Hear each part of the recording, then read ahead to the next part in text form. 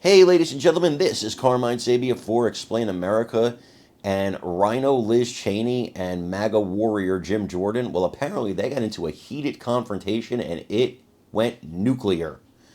Before we get started, please make sure you like, comment, share, and subscribe. Those little things really help us out and they help our channel continue to grow. Liz Cheney has become the darling of the liberals and the media.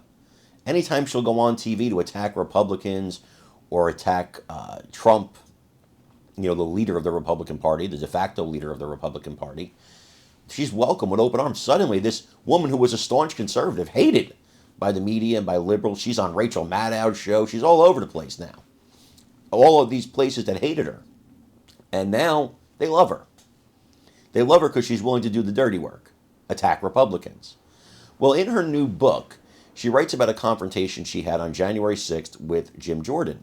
Jim Jordan, as the Capitol was being besieged by protesters, said, we have to get the women out of here because, he's a man, and that's what a man would do. And he put his hand on Liz Cheney, and according to her account, she slapped his hand away and said, you effing did this. Blamed him for it. And then went on to not utilize his help. And so she tells this story, and she's proud of it.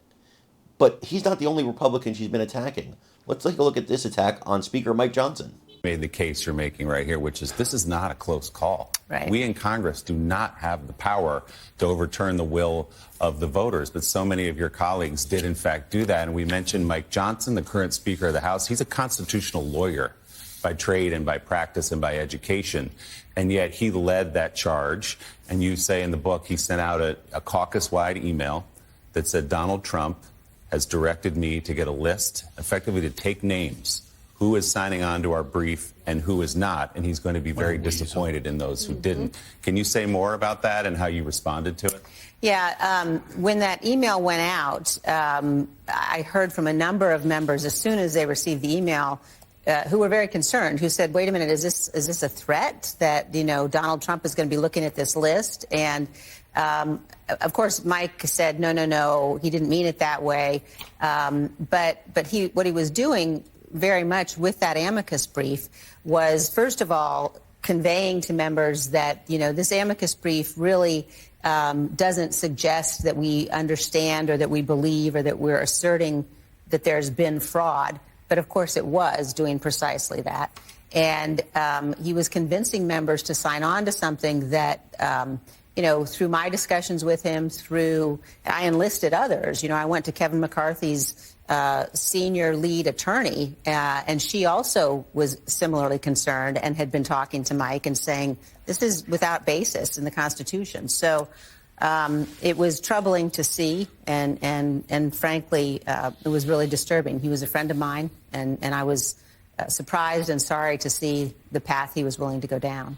There's so many vivid scenes in these that we were discussing as you sat down this moment, and I'll let you tell the story. When there was a no confidence vote for you, a caucus meeting, Congressman Kelly of Pennsylvania described his... Now, by all accounts, Speaker Johnson's a staunch conservative. If you say you're a conservative, why would you attack him, Liz?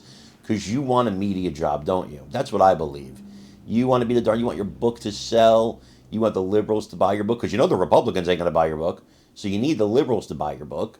And you pretty much sold out to the highest bidder. That's all that happened here. And it's a shame, coming from the family tradition you come from of conservatism, that you would take this approach. Shameful.